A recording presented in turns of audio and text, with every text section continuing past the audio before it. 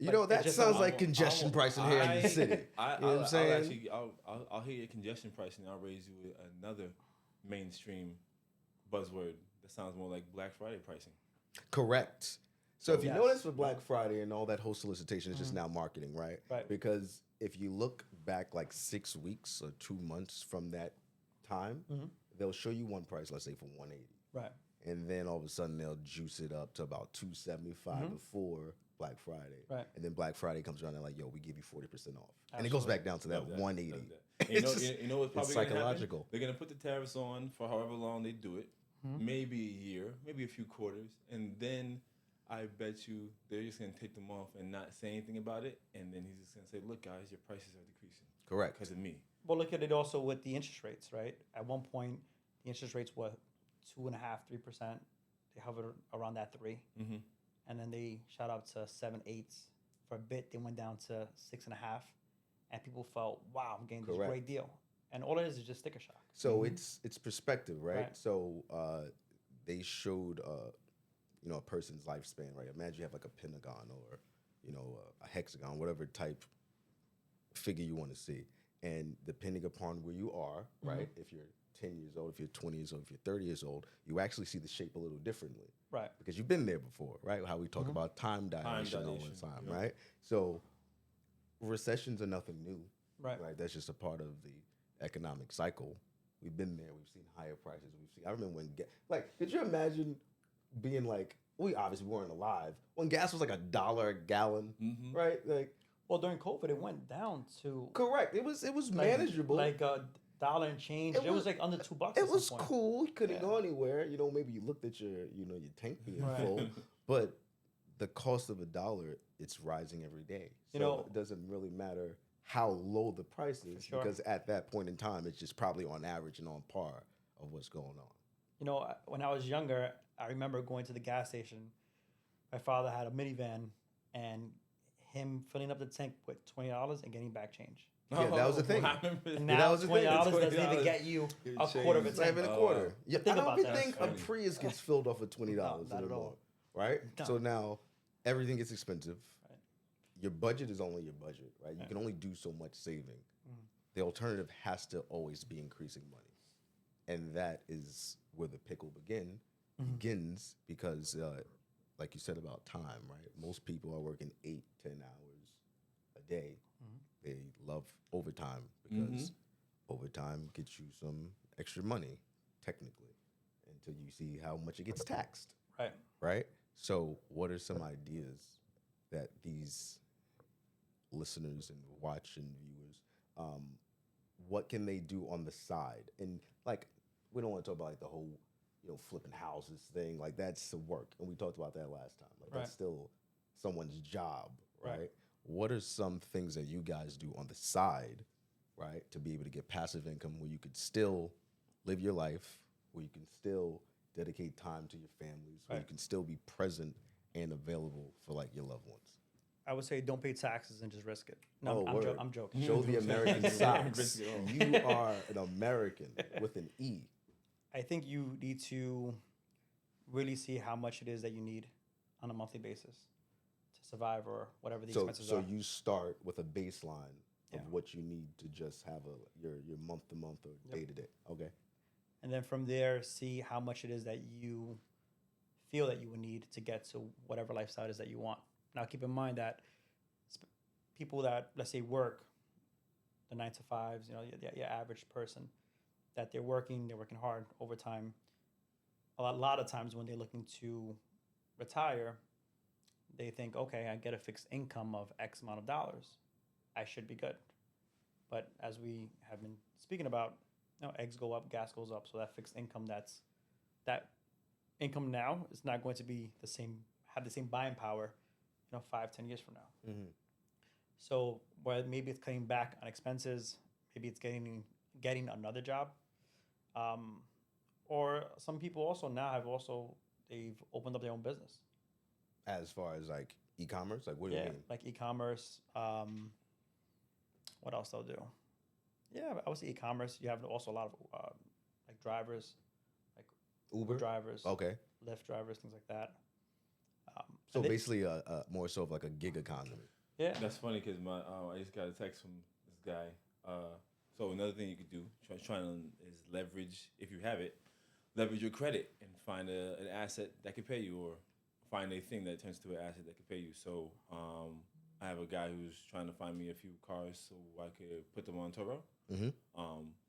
So Hertz is offloading a bunch of their smaller Teslas. Right. They bought too many, so you can get a used Model 3 or Y for like $15,000, and just put it right on Toro. You don't even have to. You can hate Elon till the cows come home, but you can make that car make you some money and buy your eggs. Mm-hmm. Right. How about you, Jonathan?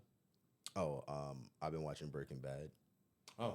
So I'm gonna probably start, making Love some it. glasses. See, Gianna loves that one. I love it. She's gonna be my Jesse Pinkman. We about to take over the Hey, globe, listen, son. I'll be the broker.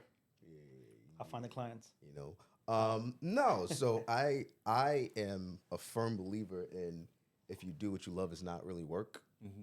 So I educate my nephews and my smaller mentees, I guess. Have your hobbies pay for you, right? Mm-hmm. Like, Mm-hmm. if you like doing something, if you're crazy about it and you're actually infatuated with it, why not get paid to do what you're gonna do anyway? So there's a lot of, we got like, I don't know, they call it like Generation Z now, whatever the new colloquial term is, whatever How these. old are they? What's the age group? I mean, the new ones, man. The new ones, right? You say that. I'm thinking about Z's. babies. Z's, okay. I mean, you Z. say babies. I mean, I'm not going Yeah, no I think baby. it's Gen Z. Yeah, Gen Z, yeah. Gen Zs, right? Whatever, like the 18-year-olds, the 20-year-olds, or whatever they yes, are. them, So, The weak generation.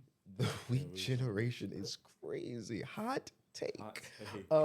So we'll stream, Except Gianna. Oh yeah. right? You'll play video games. You can record yourself now eating corn, and someone is like giving you $1. Like it's Just for the act. It's crazy. great. That's great. It's just tips. Yeah. You know what I'm saying? Like, and that's what I'm saying. I used to be a waiter. Virtual tip. A virtual tip. Gen Z turned into virtual strippers.